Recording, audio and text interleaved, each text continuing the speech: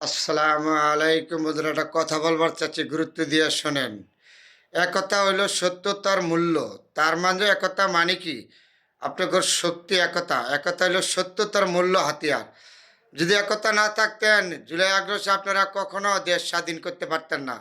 তাহলে আপনাদের বিশেষ পথে অনুরোধ, রাজনীতিক নেতাদের প্রতি এবং উপদেষ্টাদের প্রতি, বিভিন্ন ভিন্নমতের মানুষের প্রতি, এই দেশ ভালোবাসেন যারা, এই দেশে যারা দেশের প্রতি ভালোবাসা আছে, তাদের সবার প্রতি অনুরোধ, আড়াআড়ি হানাহানি বাদ দেন। আপনারা 5ই আগস্টে ছাত্র জনতা দেশের বিভিন্ন রাজনৈতিক দল একতা হয়েছেন দেখে দেশ স্বাধীন হয়েছে। স্বৈরাচার পলায় গেছে। আবারও যদি আপনারা শুরু করেন এরকম একজনের খোঁচা আরেকজনের দিয়ে উল্টাপাল্টা কথা বলেন, তাহলে দেশের জনগণ কিন্তু আবারও দুঃখ দুর্দশায় পড়ে যাবে। ভারতের তাবাত কিন্তু বাংলাদেশ আবার ফিরে আসবে। আপনাদের সবার কিন্তু কষ্ট দুঃখ কপালে থাকবে।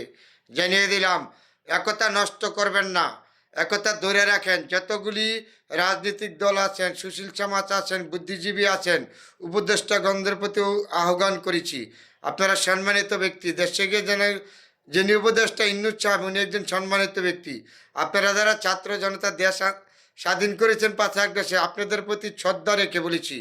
যত রাজনৈতিক দল আছে, রাজনৈতিক দল সবার প্রতি শ্রদ্ধা রেখে বলেছি, এখনই আর করবেন না, বাদ দেন। একতা হলো সত্যতার মূল্য হাতিয়ার, এটা আপনি জেনে রাখবেন। আপনারা যদি একতা না হইতেন, 5ই আগস্ট আপনারা দেশ স্বাধীন করতে পারেন না।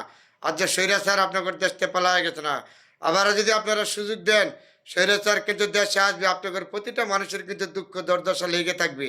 তবে একতা আপনারা ধরে রাখেন, হানাহানি বাদ দেন, আড়াআড়ি বাদ দেন।